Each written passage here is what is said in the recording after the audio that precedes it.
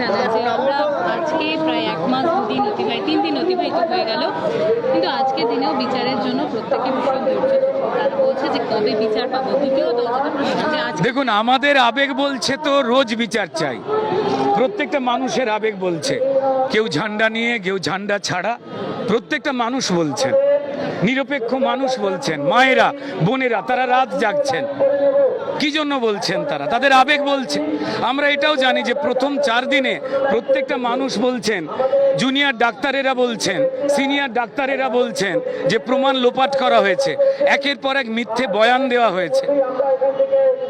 আইপিএসরা তারা এক একজন শাসক দলের মুখপাত্রের মতো বয়ান দিচ্ছেন, তারপর যেই মানুষের কাছে ধরা পড়ে যাচ্ছেন তাদের মুখগুলো পাল্টে যাচ্ছে, আবার নতুন একজন আসছেন। বাবা আর মা সব থেকে সত্যি কথাটা তো বলেন, তার বাবার মায়ের মতো যন্ত্রণা তো আর কেউ পাননি। তারা প্রত্যেকটা মিছিলে মিছিলে গিয়ে তারা তাদের যন্ত্রণার কথা জানাচ্ছেন। তারা বলছেন যে আমার একটা মেয়েকে এরা কেড়ে নিয়েছে, কিন্তু এত মেয়ে, এত বাবা, এত দাদা, তারা সবাই মিলে যে রাস্তায় নেমেছেন, তাই আমাদের মনে হচ্ছে জাস্টিস পাবো। জাস্টিস মানে কিন্তু শুধু সুপ্রিম কোর্ট নয়, জাস্টিস মানে তথ্য প্রমাণ, জাস্টিস মানে ঘটনার সঙ্গে প্রত্যক্ষ পরোক্ষভাবে জড়িয়ে থাকা সিস্টেম। তারা কিন্তু জাস্টিস পাওয়ার মধ্যেই রয়েছে। রাজ্য সরকার বলছেন উৎসবে ফিরতে, যেখানে সবের মিছিল হয়, রাজনৈতিকভাবে পুলিশকে ব্যবহার করে যারা নিরপেক্ষ আন্দোলনকারী, যারা গান গাইছেন, ছবি আঁকছেন, তাদেরকে খুনের ধারা দিয়ে দিচ্ছে পুলিশ।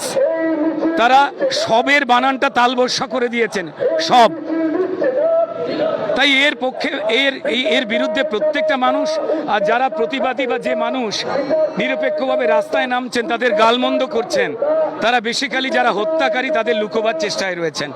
সত্যর জয় হবেই। আমাদের সুপ্রিম কোর্টে যে বিচার চলছে তার উপর সারা পৃথিবীর নজর। তাই সেখানে শুধুমাত্র কপিল সিব্বলদের কথা শোনা হচ্ছে বলে অনেকেই যে দুঃখ প্রকাশ করছেন, আমি তাঁদেরও বলবো আমাদের আরেকটু চোয়াল শক্ত করে সত্যের দিকে নজর রাখতে। কথা সবাই বলবেন, সত্য বেরিয়ে আসতে বাধ্য। যারা ভয় দেখাচ্ছেন আসলে তারা নিজেরাই ভয় পেয়েছেন।